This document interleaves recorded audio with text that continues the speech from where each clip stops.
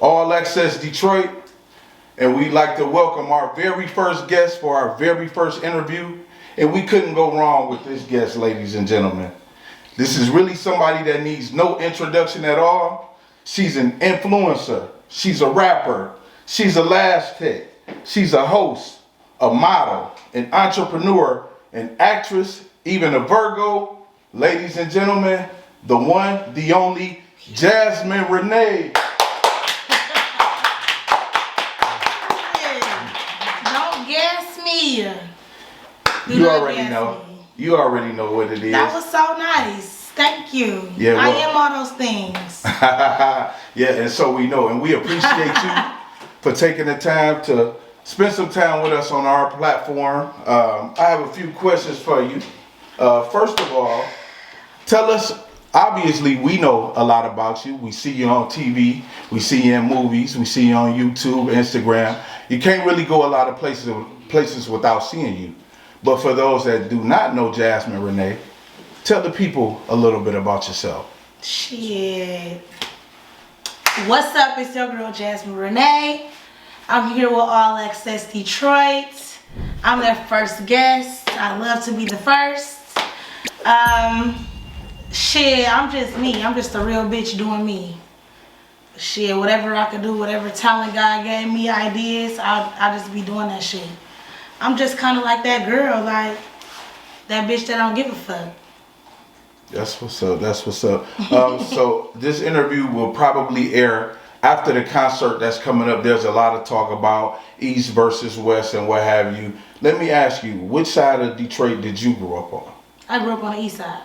Okay, so you're an East Sider. East side. You know what the fuck going on in this bitch? Shit. What high school did you go to on the East I Side? went to a couple high schools. I went to Osborne for a hot second. It didn't last long, not even a semester.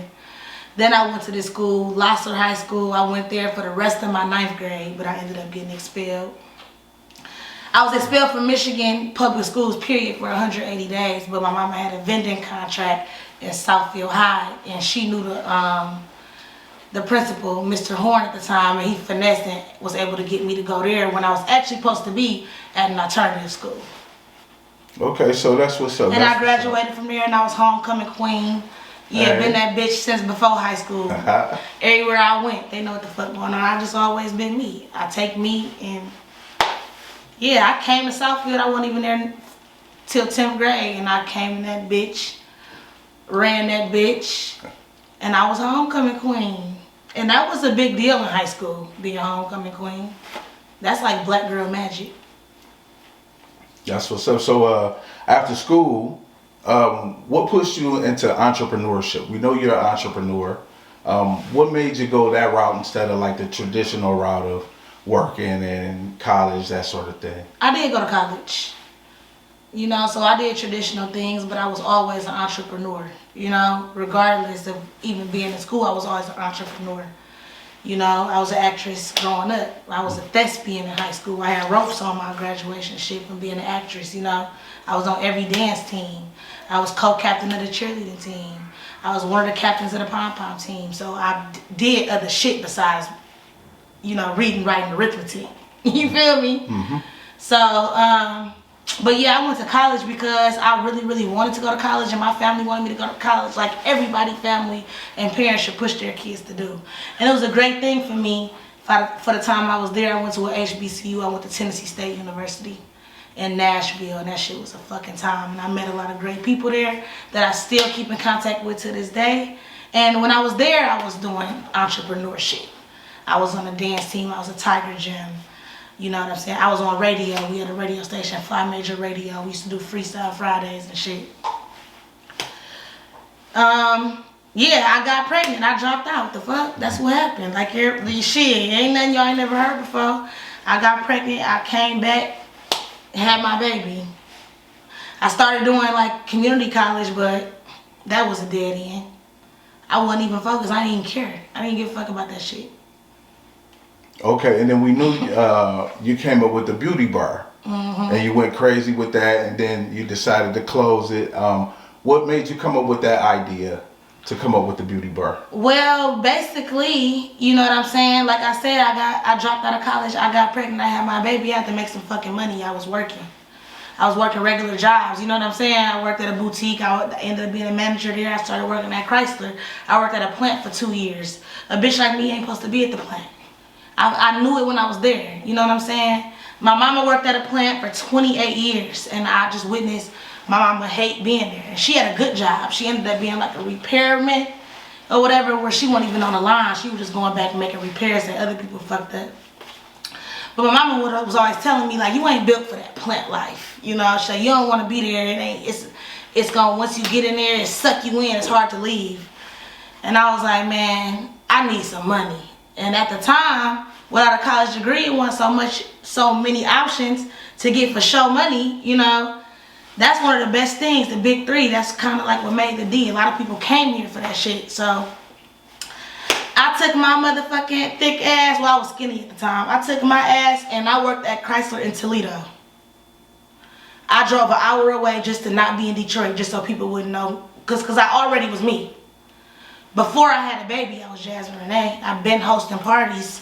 I've been throwing parties since a kid. I threw high school parties, hosting parties. You know, I was hosting. I had a weekly at 007 on 7 Mile and East Outer Drive. I had a weekly every Fridays there, and I was only 18. I wasn't even 21. I've been hosting at 21 and up clubs before then. When I dropped out and came back, I still was me. And I still was doing radio. I still was doing shit like that. But it was like that shit wasn't paying when you building. So I had to get me a job, and I was that pressed about me being comfortable on that line that I went and applied at Toledo and got hired there, and I was working 10-hour shifts on my feet, and I still would drive an hour there and an hour back, making me 12 hours just to not see these motherfuckers. See Jazz early on that motherfucking line, but I had to do what I had to do. I knew I didn't want to be there long, so I actually took a lash class. It was like right when lash extensions started to get super popular. In the beginning, when it was probably only like 10 fucking lash techs in the D. That was like, had a prominent name. I learned how to do lashes. This girl named Shalana, I don't think she lived here no more. She trained me. I started doing lashes while I was working at Chrysler. And then it was like people wanted their lashes done on certain days when I couldn't because I got to be at work. And then it was just like, damn, I'm making in a week, I'm making in a day. You get what I'm saying? Over here doing lashes. So I was like, you know what? I'm about to start working here. I was there for 2 years. It was, God is good. And then I went and worked at somebody else's shop, and I got my room. I started doing lashes full time. I was running up a motherfucking check. And not only because I felt like I was just like the best lash tech in the world, I was good. I felt like I was decent. I was growing. I didn't do it as long as some people did. But I had people that was coming to me because they just wanted to get their lashes done by Jazmin Renee because I've been that girl. Even when I was doing lashes, even when I was working at Chrysler, even when I was at motherfucking community college, at Tennessee State, at these high schools, wherever the fuck I was at, whatever side I was on, I was that girl. That's what's up. So it sounds like you always been doing it big and doing major Yeah, I just shit. do me in the best way I can. So just to piggyback on that, we heard some major news about a fashion deal with Fashion Nova. How did that come about? They hit me up. Everything that came to me, they hit me up. You know what I'm saying? Mm-hmm. I don't really be searching out. If I get an opportunity that's meant for me, then I'm happy. But I don't really be searching, doing shit. Like certain shit that people be doing, I don't really do. Mm-hmm. And I ain't knocking them for doing it because they ain't wrong, because I kind of probably need to. I never paid for promo a day in my life. I've never paid for promo. I've never paid to promote nothing. Mm-hmm. Okay, so what made you get into rapping? Because we see you going crazy. Your videos are everywhere. Oh, yes. How did you start doing that? I've been rapping since I was a kid, period. My mama had a writer for me. Niggas was writing my raps, I was 10 years old. I've been rapping. I've been freestyling. I got motherfuckers in here that know that. I've been doing shit. I've been getting high since a kid. I've been getting high freestyling, just doing shit. I got shit on old Facebook pages, just making up songs, you know? Mm-hmm. I just, when you got passions for shit, and when the real world hits you, sometimes you can't do what you want to do at the time. You know what I'm saying? Mm-hmm. Sometimes it's like you gotta wait for your time to do it. Like I told you, I was being a mom and shit. You know, figuring life out. I'm working jobs, doing stuff, and I had to think about like money right now. You could hop into the arts or in the industry and act and rap and sing, but that don't mean you're gonna be making money off that shit as soon as you start pursuing it on a serious level. You gotta really put work in, build yourself up, your name, your brand, your talent, whatever you're doing. It's just not overnight, you know? Mm-hmm. So I wasn't rushing to do something that I just loved. I was rushing to do what I had to do. Mm-hmm. Well, you doing it, and you doing it big. You're doing a great job. Yeah, thank you. But yeah, this nigga dissed me. I dissed that nigga back. You know what I'm saying? I've been rapping. Everybody know I can rap. I'm from the east side. I grew up with Team East Side. Them niggas know I can rap. You know what I'm saying? Since we was kids, they know. People who I grew up with, they know me, you know? Mm-hmm. To vouch like, oh, she been doing this. But it's like I don't be caring to like prove nothing.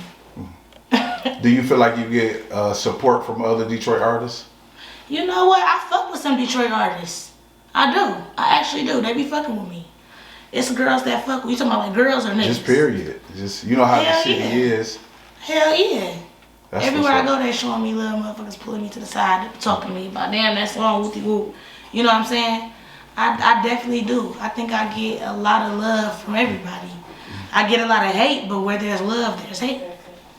You know? That was my next question. But for me, I'm not begging for love. So if you fucking with it, you fucking with it. If you not, you not.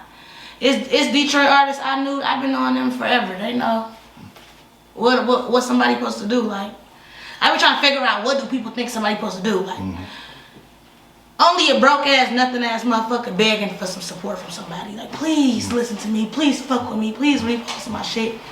I told you I never asked. I never begged for a repost. I never begged for a shout out. I never paid for no promo. This shit is all me around this bitch. So obviously this is Detroit, and when you're going crazy, blowing up, you get a lot of hate. You know, there's a lot of stuff you see and you hear on social media, a lot of beef stuff. This platform is really not about highlighting beef. It's more about, you know, successful and the great things that a person does. But is there anything you want to say about, you know, the recent beef with other rappers, Pretty Brayah, things of that nature? Well, it's nothing that I want to say. Because I say what the fuck I want to say. If I wanted to say something, I already said it and they heard what I wanted to say. So it's nothing that I want to say that I haven't said. You know what I'm saying? I'm just here to answer questions. Okay. You asking me what I want to say. I'm crazy. I'm not crazy, but I'm just saying. Like, you know what I'm saying? I'm answering. I'm getting an interview. I ain't giving a speech. Like, oh, I just want to say this. It ain't nothing I've got to want to get off my chest, because I swear to God, I say it. If it's that deep for me to feel like I want to get something off my chest, I said it, and I said it to that person. That's what's up. So, on my soul. That's what's up. So, switching gears, we see that you're real cool with Kash Doll. How did that friendship come about? Yeah, that's my baby. I met her through my friend Kendra, actually, a long ass time ago, over a decade ago, like 12 years ago. Kendra introduced me to her. She was like, here's my other crazy friend. It's my bestie. One crazy meet the other crazy type shit. And we clicked. That's my dog. That's what's up. We could tell. It seems like you guys are really close. Yeah, we is really close. It's like a family. We like family at this point. So I feel like that's my sister. You know? Okay, and another question. We see you do a lot of movies. What made you get into acting? I told you I've been acting. I was a thespian. I've been acting. In order to be a thespian, if anybody know who was in drama, or you know what I'm saying, you know that you have to be in so many plays and in so many musicals to be that. And I was in that many plays and that many musicals. I was leads in motherfucking plays. I've been acting since church. I was in the fucking church Christmas plays when I was 5, 6, 7 years old. I done made Chase be in a Christmas play. He ain't want to do another one, but I made that nigga do one, because you got to at least do one. You got to at least do one Christmas play. He was a sheep. I had a lead role in a Christmas play, like the lead girl, little like the daughter of the family. You know what I'm saying? I had to be like, I started doing that shit when I was 6. I was in musicals. I was in a choir at church. You know what I'm saying? I had lead roles in high school plays. I just been acting. Okay. I've been acting. I've been doing stuff like that. I always wanted to do things that I'm doing now. You know. I was acting even in college. I got skits like on YouTube with this guy named Zach Boog. It's my dog. He in Chicago right now on the radio, but he from St. Louis. I met him at Tennessee State. He's on the radio right now in Chicago. Check him out. He got a platform, Zach Boog. I was doing skits with him, with Travis Porter and shit back then. I've been acting. You know what I'm saying? My real fans know. My real friends, they've been following me for a long time. I've been that bitch since Crush Pop. Since Black Planet, I swear to God. I've been at any little outlet that they came out with, I was that girl on there. I was running shit. MySpace, I had all the codes. I was up in all the cute pics. Crush Pops, I was getting all the hits on that bitch. MySpace will really turn me up though. On MySpace, that's when I started reaching people that wasn't where I was at. Yeah, you went way back with MySpace. Hell yeah. Yeah, though, you went Yes, way back. Facebook, all that. I had to get 2 Facebooks. You know what I'm saying? You know back in the day you can only have 5,000 friends? Y'all remember that? I had to get 2 of them bitches. I done ran out of this one on here. I'm fucked, you know what I'm saying? I ain't even supposed to be on Facebook. You know how it is when you was young. You was getting on all the pages that your older sister was on and shit. And we see your Instagram numbers is just going up and going crazy. Yeah, that's the thing. Even on Instagram, before I wrote a song, before I was in a Tubi movie, I had my platform. You know what I'm saying? Because I've been just one of them ones. So do you got anything new in the works that you want the people to look out for? Any new movies, any new projects? Hell yeah, I got new shit dropping. I'm about to drop a video this week. I keep pushing it back. I've been at this video. I'm about to just go ahead and drop it. Like, I told myself 2024, I ain't sitting on shit no more. So I'm about to drop a music video in a week. I got a new tape dropping. I ain't got no date on it yet, but it's coming. It's dropping this year. The next movie that's about to drop is called True Colors. The Weight of Blood, I'm a lead in that. It's my first like big lead in one of these movies, you know. I don't got the date on that, but they said it was supposed to drop around Christmas and it didn't drop. So it's still giving like it's coming soon, you know. That's the next movie that I know is gonna drop. Yeah, you just gotta wait and see. I can't tell y'all everything. I can't tell y'all everything. I got more lit shit popping with my son that we doing. We got Tug about to drop. He's so fucking sweet. I'm sorry, he about to drop his second song. They thought the first song was something. This second song is different because the first song was like just showing people he can do this, you know? Like he can do this. He can do it effortlessly. Even at that age, he can do it effortlessly because he just got it. That little boy is just handsome as fuck, and he got the personality, and he talented, and he got the swag. He like better than me for real. And they be saying it, and they be thinking I'm be mad about it, but I'm not. I'm really happy as hell because that's little me that's about to go crazy, you know? I'm really excited about that because it's just fun to see like kids be stars, you know? It's super, super fun. And this is what he wanted to do too. I made him wait 2 years to drop a song. He was begging to drop a song. He was like 8, it was gonna be like 2 kids pop. I'm like, no, wait it out. And then, but this one is gonna show like, he's a big boy, this one. This song is crazy. I can't even tell y'all. Just know it's dropping. That's dropping next month. Okay, just to piggyback on that, my last question for you. When you speak of kids, there are a lot of kids that look at you, they look up to you, they want to follow in your footsteps, whether it's rapping, acting, whether it's doing lashes. Any inspiring words or any information that you could give them in terms of how to push forward and push their brand and believe in themselves? Yeah. Questions like that, I always like to say the same answer because I be feeling like somebody can tell you something over and over. Even I could tell somebody something, you know? You can hear the same thing from all these people, but that shit don't matter. You're going to have so many people in your life telling you, go this way, go that way. I think you should do this. I think you shouldn't do that. I think you should move like this. I think you should move like that. They mad at something you did. They're happy for something you did. It's just like, that motivation, I just be feeling like people who are really successful are self-motivated. You know, they're not looking for the next good thing they heard to push them, or the next person they inspired by to tell them something. You know, I could tell 1,000 motherfuckers the same thing. That don't mean they're gonna get up and do it. You gotta really feel in your heart and your soul, this is what you want to do. You want to do this, no matter what it is. You know, and then you just gotta not give up. You know, that's hard. That's hard for a lot of people to not give up. A lot of people, it's easy to say fuck it. I know it because even I be saying fuck it all the goddamn time. I need to stop saying fuck it as much as I say fuck it, but I don't say fuck it all the time. You know, you got some people who just like fuck it, or they just don't even feel like it, or they don't even see the big picture. You know? So what I say is believe in yourself, motivate yourself, look in the mirror, think about what you want to do, what makes you happy, because really happiness is really what you're supposed to be doing shit for.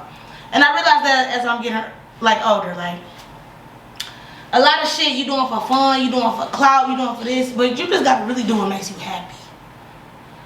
You know, and that's kind of why I've been kind of like happy, because I don't give a fuck. If it don't serve me no more, I don't fucking care. Block out a lot of distractions too. I know that sounds crazy coming from me, because these bitches be trying to distract a bitch like me, and they get me off that motherfucker a little bit, and then me, oh, now I'm back. Now I'm back right now for 2024. I'm focused. Be focused. Don't let nobody get in your way either. Nothing. That's what I say. Okay, well, thanks a lot from the All Access Detroit family. We appreciate Thank you, All Access.